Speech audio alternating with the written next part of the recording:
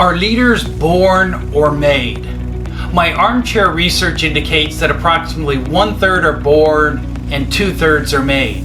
The job of managing a team, running a large department, or leading a multinational corporation and doing so effectively is not a crapshoot where we hope we're on a roll second to none. To expect that a person would be born with all the tools needed to lead just doesn't make sense when you consider team dynamics, cascading communications, and interpersonal relationships, just to name a few. The fact that leadership is mostly made is good news for those looking to improve their leadership skills, because most leaders capitulate to one or more of 5 leadership temptations. The first temptation of a leader. The primary objective for any leader is to produce results. Duh. Yet this is not universally practiced. What? Heresy.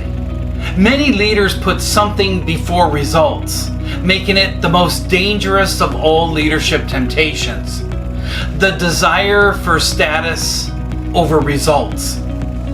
Now, you might wonder, how can a person be a leader and not be fanatical about results? On the way up the flagpole they were, but on arrival many focus primarily on preserving their status. When the motive of current status outweighs a leader's ability to take risks, organizations suffer. To overcome status over results, make results the most important measure of personal success, or step down from the role. The future of your team, department, or company is too important to hold it hostage to your ego. Leadership is not about you, it's about results. And ongoing calculated risk-taking is inherent to successful leadership. Leaders who successfully resist the temptation of status over results may still fail because they do not hold their direct reports accountable for commitments that drive results. This happens because they fall victim to leadership temptation number 2, the need for popularity over accountability. While being popular is understandable, it simply has no place in a leadership role. We all want to be well liked by peers, but this is dangerous for leaders. Being a leader is lonely. Many leaders become friends with their reports and commiserate about the constant needs and shortfalls within their areas. It is no surprise then when the leader needs to tell these same people they are not meeting expectations that they hesitate or pass. Leaders must work for the long-term respect of their direct reports, not for their affection. Subordinates are not a support group, but rather key employees who must deliver on their commitments if the organization is to produce predictable results. Moreover, if your people ultimately fail, they aren't going to like you anyways. Therefore, it is imperative that you give them feedback along the way versus at the end of the quarter after they have already missed their numbers. Leaders who resist the temptations of status and being popular may still fail because they have not made it clear what their direct reports are specifically accountable for delivering.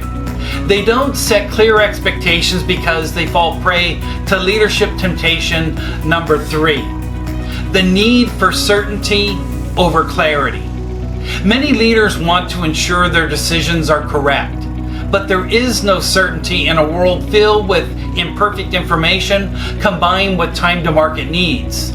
To compensate, leaders postpone decisions and fail to make their people's deliverables clear by being vague about expectations or simply assuming reports will figure it out on their own. I call this the syndrome of the crystal ball, yet I have never met a direct report that has one.